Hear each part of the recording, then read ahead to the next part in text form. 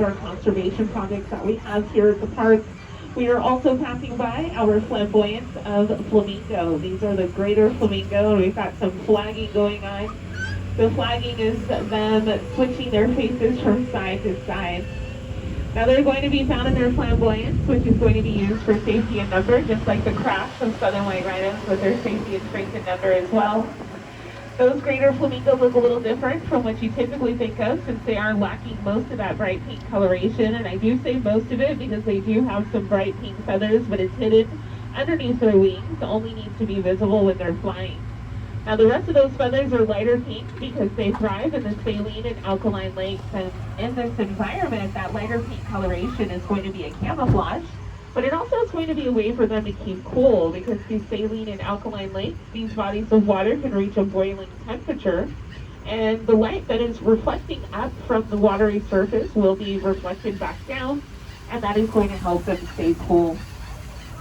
Now our rhinos, flamingos, elephants, cheetahs, and many other species, they are what are known as keystone species, or an organism that if they were to be pushed to extinction, it would have a very noticeable negative impact on the environment.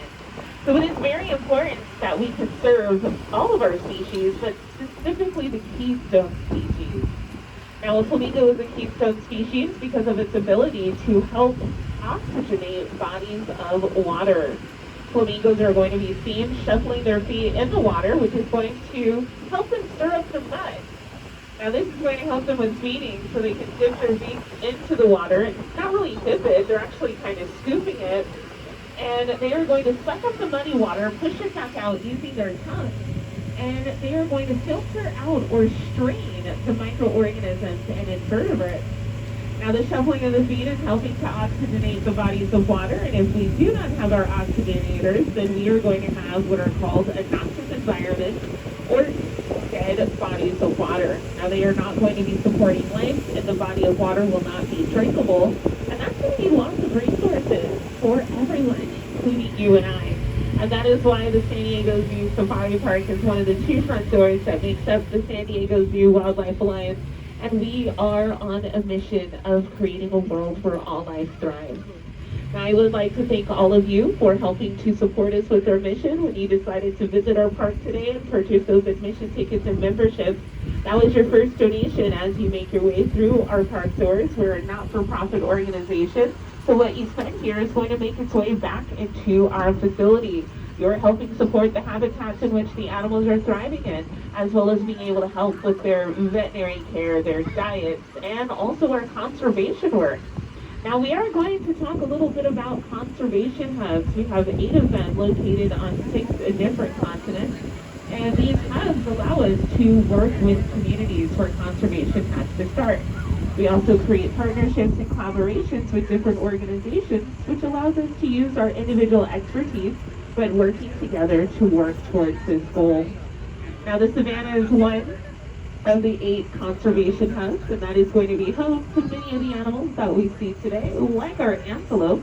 There are over 90 different species of antelope in the world, and over 70 of them are found on just the continent of Africa alone. Now on the left-hand side, we have the 3rd fastest land mammal in the world, which is going to be our springbok. They've got that beautiful black striping on their side, weighing in at about 110 pounds or so. You're going to see some tail wagging going on out there. That is called flagging, and it's letting any potential danger know, I'm aware that you're there, so don't try to come after me. Now these springbok have the ability to race at over 55 miles per hour. It's not as fast as a cheetah, but that's okay, because they can maintain their speed longer than the 30 seconds to 1 minute that cheetahs have been allotted. Now these springbok also have the ability to leap about 6 to 10 feet into the air, and it's a behavior that is called pronking. Now they basically kind of stiffen their legs, and it transforms them into a spring. Now they are going to do this pronking behavior during times of excitement, so when they're being chased by predators. It can cause confusion. It almost looks like a merry-go-round when they start doing these pronking behavior.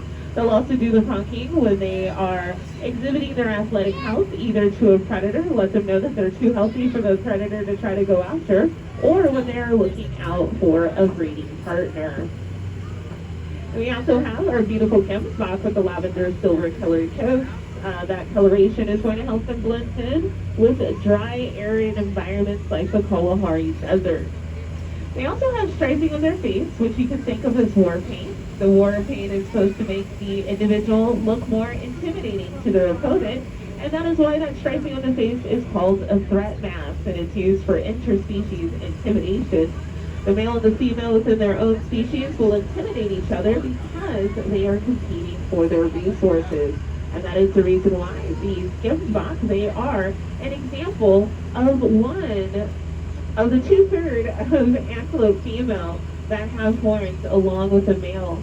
The female having the horns along with the male is giving them an equal opportunity to compete for the resources, because not only do the female have to compete for themselves, but they also have to compete for their offspring. Now we have our male Maasai giraffe. Looks like he got a little treat from our animal care specialist. Now the giraffe species, they are the tallest of the giraffes, standing at roughly about 16 to 18 feet on average, which is about the equivalent of a 2-story home. The Maasai giraffe are the tallest of the giraffe species, as well as being the darkest. Now our male Maasai giraffe, he is a lot darker than other male Maasai giraffes. Oh, he's actually doing some training. His darker coloration is potentially due to him having high levels of testosterone.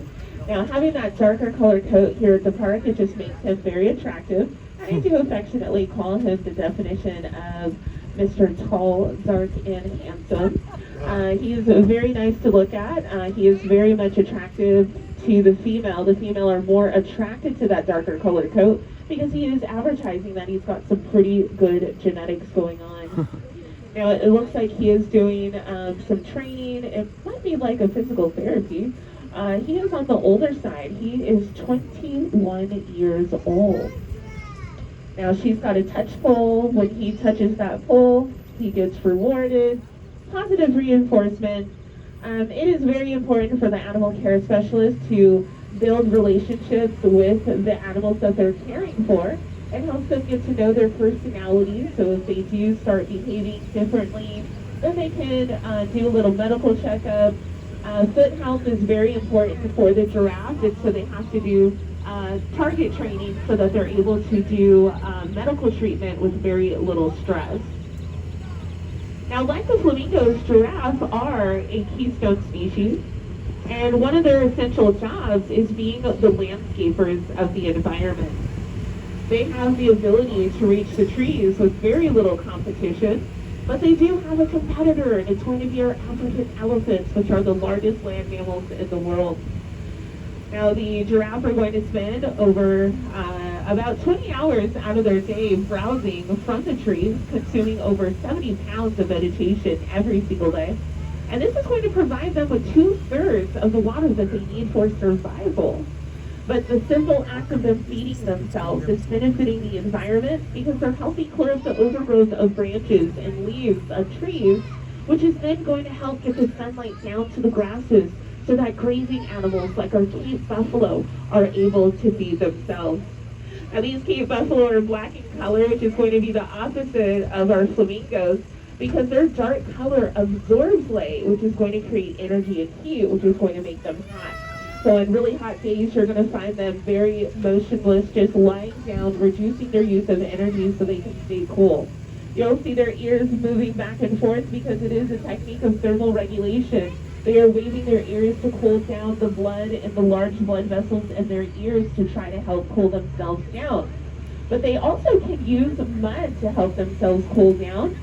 Southern white rhinos will utilize mud wattles as well as the Cape buffalo, and they'll roll around in the mud wattles so that the mud covers their body, cooling themselves down. And when it dries, it is then going to create a protective barrier, which is going to prevent sunburn as well as preventing insect bites.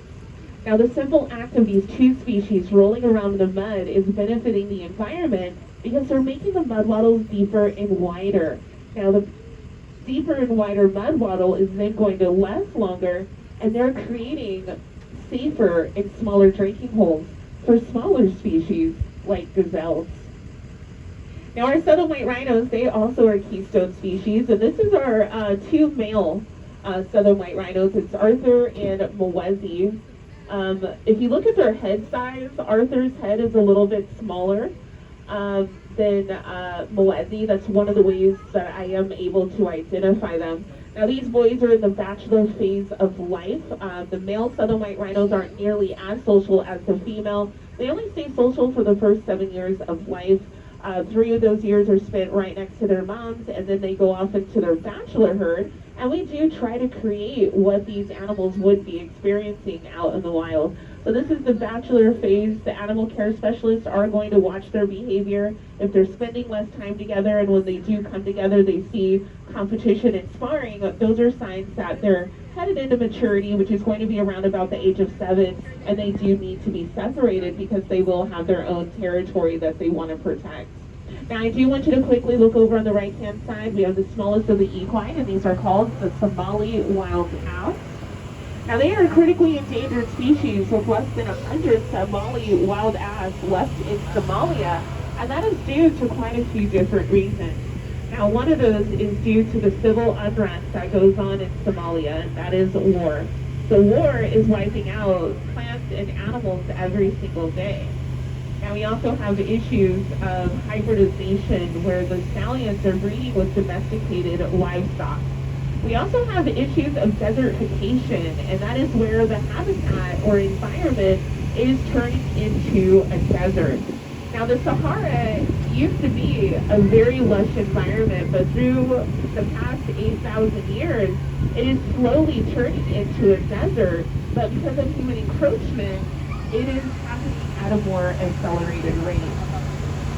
Now, farmers are not rotating their crops. They are overusing the soil, which is going to take nutrients from the soil, which is not going to allow plant growth. We also have issues of climate change, which is resulting from excessive use of energy and carbon emissions, and that is going to have an impact on our weather patterns. We're getting a lot less rainfall in the savanna than is needed to help with plant growth and refilling watering holes. Now, the Somali wild ass rely on drinking from watering holes because they're not like the giraffe that are able to get so much water from what they are eating. Now, thankfully, we are one of the few facilities in North America that is able to provide the Somali wild ass with a safe haven, which is essentially a second chance at life for the species. Now, we also are breeding the species, and we've had over 50 babies born here at the park.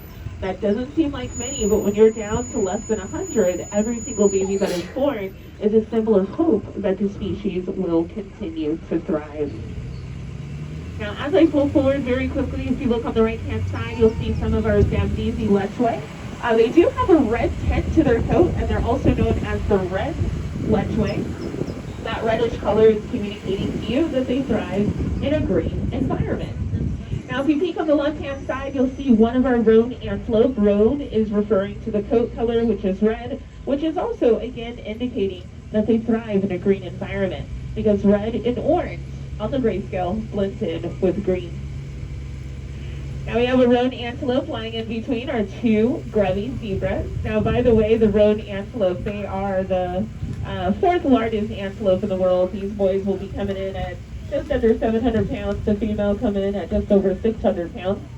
The grevy zebras are the largest of the zebra species, and they are going to be coming in at almost 1,000 pounds. Oh, giddy up, buddy.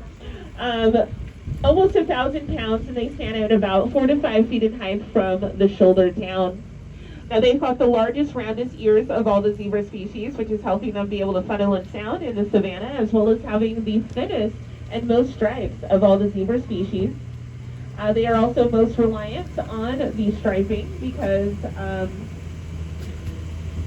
they are going to be the most social. Social like our wildebeest that are lying on the top of the hill. Purposely being on top of the hill allows those antelope to increase their range of vision, enhance their sense of smell, as well as their hearing. And that is going to allow them to pinpoint danger well before the danger will be able to reach them. Now, the grevy zebras are going to stand in a herd, the female will at least, and the male, the stallion, the dominant male, he is going to stand away from his apple so that he can stand out have two female southern white rhinos lying and sunning themselves. But the male stands away from his dazzle so that he's able to stand out to the predators, just like the male beside giraffe. And that way he can intimidate the predators to keep them away from his herd. The dazzle itself is going to consist of female with a matriarch, and they are going to hang out with their offspring. And they are going to be able to blend in with each other using that striping that is called disruptive coloration. Now, disruptive coloration is going to make their striping blur together, making it difficult for the predator to decipher one individual from another. It also is helping break up their body outline. And that disruptive coloration standing on the dazzle is going to provide them with safety in number.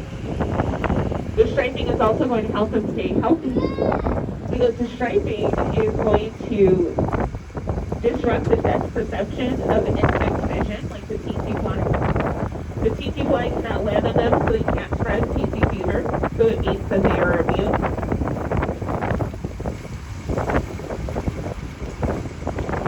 But unfortunately, the grubby zebras are not immune to anthrax, which occurs naturally in the environment. And diseases of bacteria like anthrax, E. coli, Ebola, rabies, and botulism is building up in the environment because of the issues of poaching. Now, the issues of poaching is having an impact on our scavengers or our cleansers. Cleansers like vultures that are consuming leftover carcasses to help keep land and waterways free of diseases and bacteria. Now, how is poaching having an impact?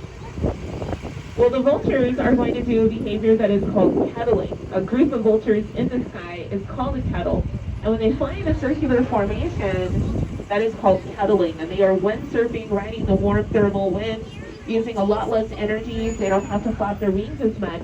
And game wardens are able to use the vultures as a location marker. Poachers don't like that, so they're purposely setting out poison carcasses. And a few years back, an African elephant carcass was set out.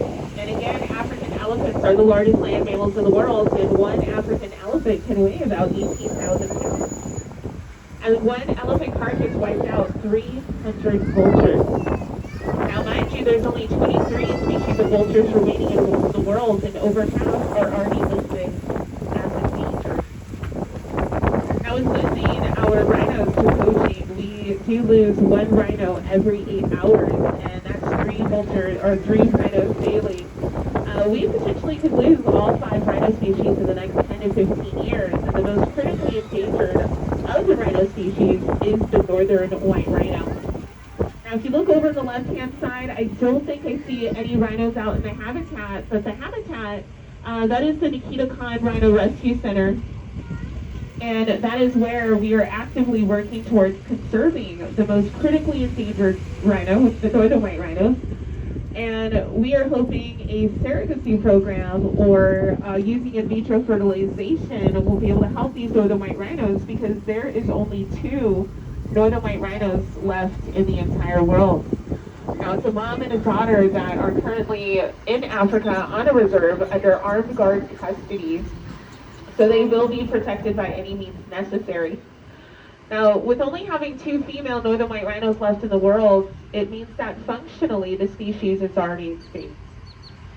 Now, we are doing, or not we, as in our facility, I'm not sure what organization, but there is egg collection going on with the daughter. She is still young enough that her ovaries are still producing eggs. And these eggs will be used for future use.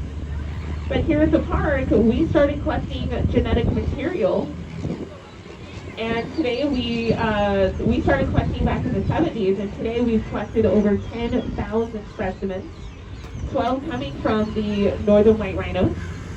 And we are working with this genetic material, which is skin cells, and we are creating northern white rhino embryos.